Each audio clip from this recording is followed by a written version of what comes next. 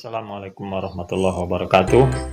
Hari ini kita melanjutkan pembelajaran biologi lanjutan dari sistem organ pada anak bapak di kelas 11, yaitu tentang sistem reproduksi, dimana pada saat musim belajar di rumah karena kita ada masalah COVID-19, jadi agar pembelajaran kita terus berlanjut, maka Bapak buatkan video ini bagi anak Bapak yang di kelas 11 sekolah Manusia Tulang Pisau, yaitu tentang sistem reproduksi.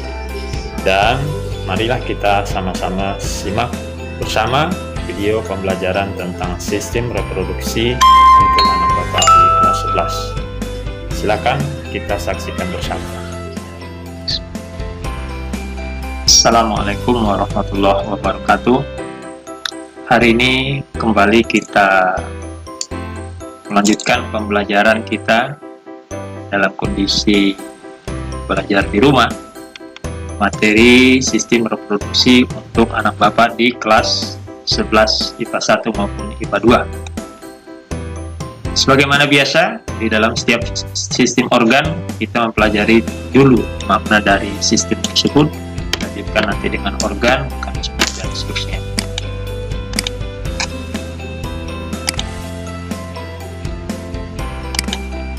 Ya, dikatakan bahwa sistem reproduksi adalah sistem organ, seks, atau reproduksi pada suatu organisme yang bekerja sama untuk tujuan reproduksi seksual.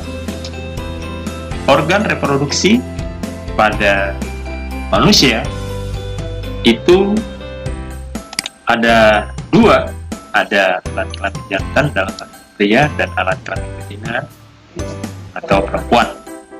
Dikatakan reproduksi seksual karena nanti ada fertilisasi antara sel kelamin jantan dan sel kelamin betina.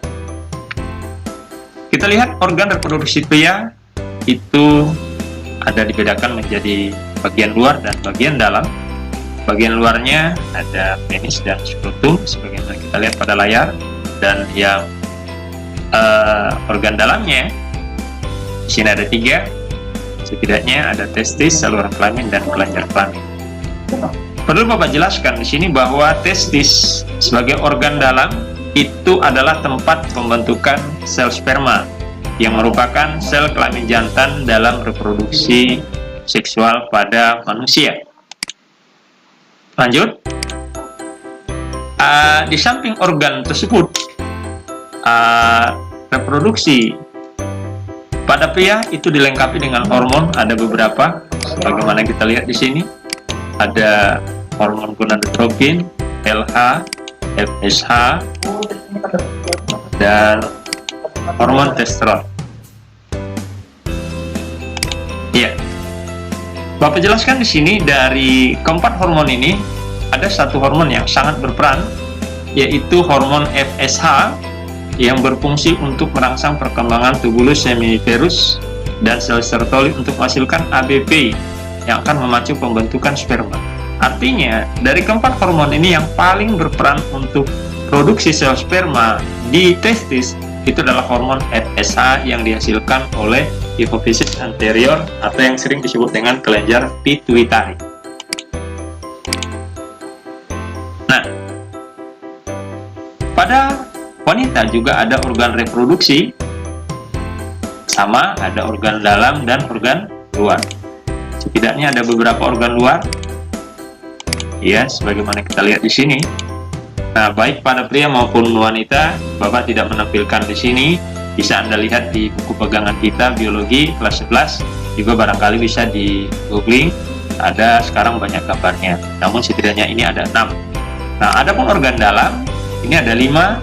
Seperti yang kita lihat pada layar. Perlu Bapak jelaskan di sini, kalau tadi testis berperan sebagai tempat produksi sel kelamin jantan atau sperma, maka di sini ovariumlah yang berperan sebagai tempat pembentukan sel telur atau ovum.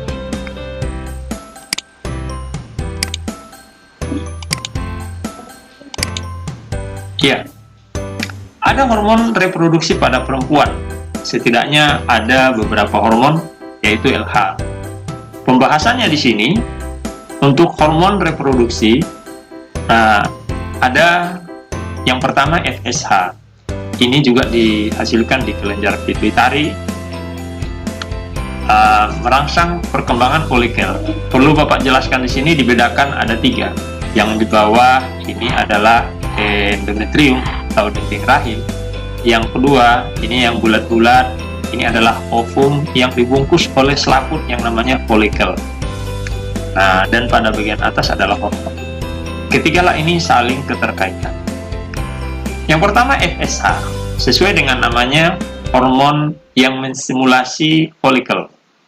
Dia merangsang pertumbuhan folikel primer, sekunder, sampai folikel dikerap. Nah, inilah fungsi dari FSH. Di awal, mulai dari awal menstruasi sampai praovulasi. Nah, setelah folikel ini mencapai titik atau pada fase folikel dikerap, folikel ini selanjutnya akan menghasilkan hormon kedua, yaitu estrogen, di mana hormon estrogen ini memiliki fungsi yang pertama adalah membangun dinding rahim. Ini dinding rahim. Nah, ini dibangun pada fase praovulasi. Yang kedua, dia akan merangsang kelenjar pituitari menghasilkan hormon yang ketiga, yaitu hormon LH, luteinizing hormone. Fungsinya adalah untuk memecahkan folikelnya, sehingga folikelnya pecah dan ovumnya pun akan keluar dari pembungkusnya atau folikel.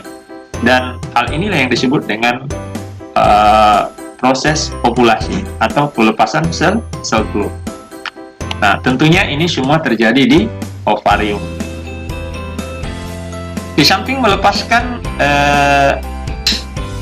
sel telur, ya hormon LH ini ya, setelah lepas dari hormon LH, folikel ini selanjutnya nanti akan tumbuh, berkembang menjadi korpus, dan namanya korpus luteum, korpus rubrum, dan korpus luteum.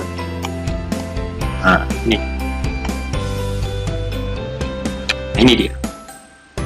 Pada saat dia berada pada korpus luteum, maka dia nanti akan menghasilkan hormon yang keempat, yaitu hormon progesteron.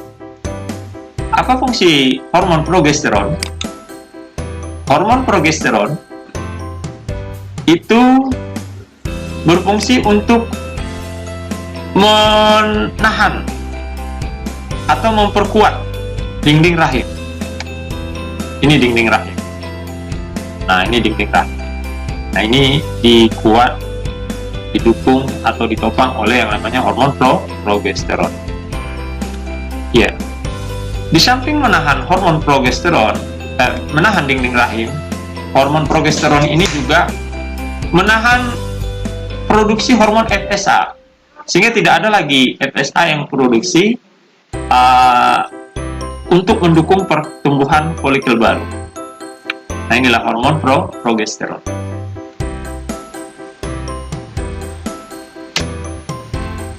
Ketika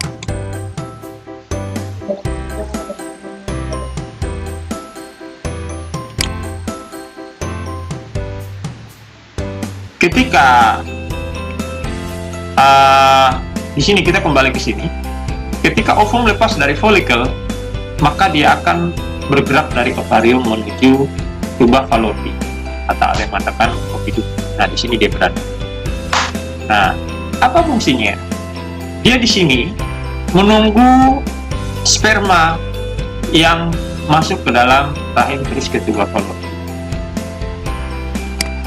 Nah, ini ceritanya. Ini kan sperma masuk.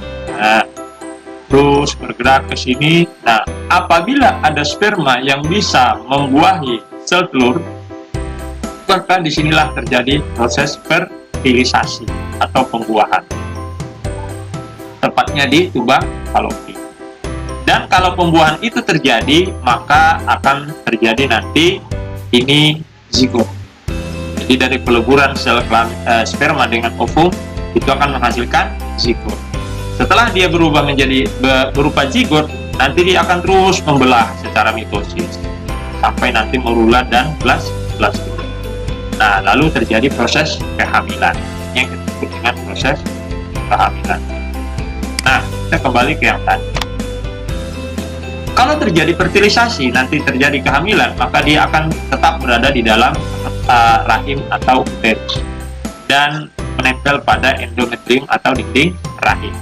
Nah, selama ada dinding rahim atau endometrium, maka produksi progesteron akan terus berlanjut.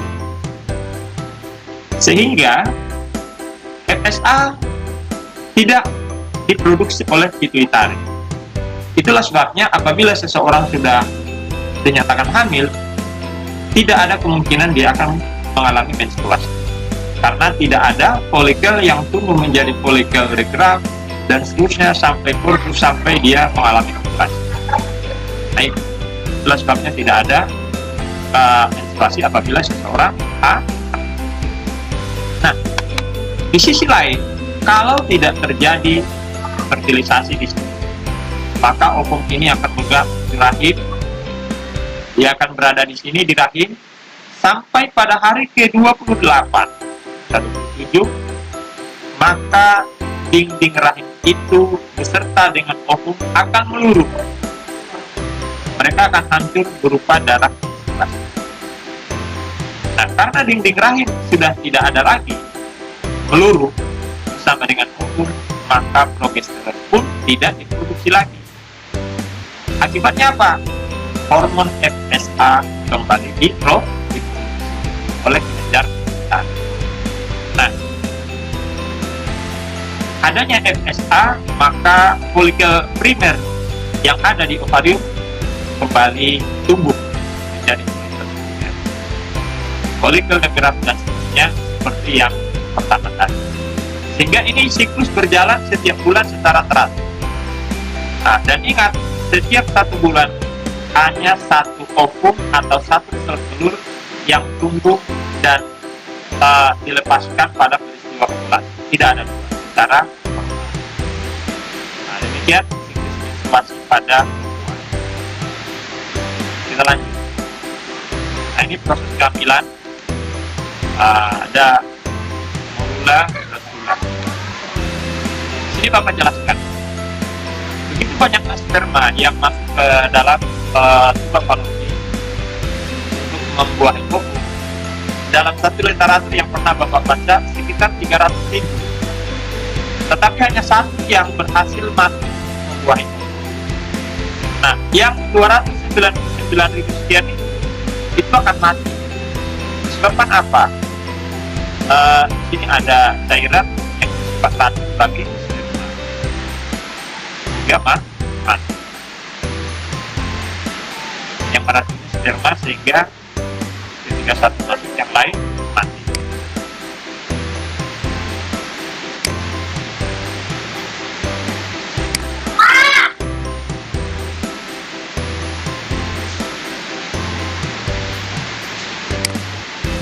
Ya, proses kehamilan ada trimester. Jadi di bulan itu sampai 3 bulan. Semester kedua sudah ada pergerakan dan semester ketiga berarti mulai dari bulan 8-9 itu pada bulan kelahiran bisa mencapai 50 cm atau pada 4. Dan Bapak ingatkan bahwa kita semua yang saat ini pernah mengalami dan tentunya tidak lepas dari kuasa dan kasih sayang Allah Subhanahu wa Ta'ala. Sebabnya kita harus banyak-banyak bersyukur. Kita diciptakan sebagai manusia yang sempurna oleh Allah Subhanahu wa Ta'ala yang sangat sayang, yang sangat mengasihi kita. Jadi mari kita jaga diri kita tidak menyia-nyiakan hal-hal yang tidak berguna. Dan mari kita banyak bersyukur karena kita diciptakan sebagai manusia yang sempurna. Demikian barangkali penyampaian Bapak, kurang lebihnya mohon maaf. Mudah-mudahan bermanfaat. Billahi taufiq wal hidayah.